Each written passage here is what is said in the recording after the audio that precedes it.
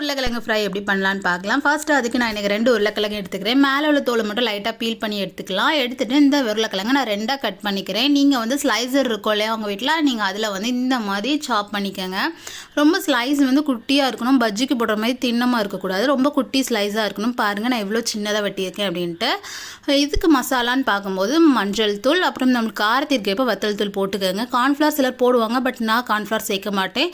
சேர்த்திங்கன்னா கொஞ்சம் முறுமுறுப்பாக இருந்த மாதிரி இருக்கும். இதோட நான் கொஞ்சமாக உப்பும் போட்டு இந்த மாதிரி எல்லா இடத்துலையும் பரட்டி எடுத்துட்டு ஹீட் ஆனோன்னா 2 ஸ்பூன் நல்லெண்ணெய், அதில் கடுகு கருவேப்பிலை போட்டு இந்த உருளைக்கிழங்கையும் உள்ளே போட்டு நல்லா மிக்ஸ் பண்ணிகிட்டே இருங்க. மூடி போட்டு வேக வைங்க. ஒரு 10 to 15 மினிட்ஸில் இது நல்லாவே குக் ஆகிடும். ப்ரௌனிஷாக ஆனப்புறம் நீங்கள் எடுத்துருங்க. நான் வந்து அயன் பாத்திரத்தில் தான் இதை வந்து செய்வேன், ஏன்னா அப்போ தான் அந்த முறுவுறதுலாம் நல்லாயிருக்கும். ஸ்டெயின்லெஸ் ஸ்டீல் கடாயில் பண்ணும்போது அந்த அளவுக்கு டேஸ்ட் வராது. ஸோ நான் வந்து இன்றைக்கி அயன் பாத்திரத்தை தான் செஞ்சுருக்கேன். பாருங்கள் இந்த ப்ரௌனிஷாக இருக்குச்சுல, 10 to 15 மினிட்ஸில் குயிக்காக ஒரு சைட் டிஷ் பண்ணணும் அப்படின்னா இது வந்து ஒரு பெட்டர் சாய்ஸாக இருக்கும். தயிர் சாதத்தோடு சாப்பிடுங்க.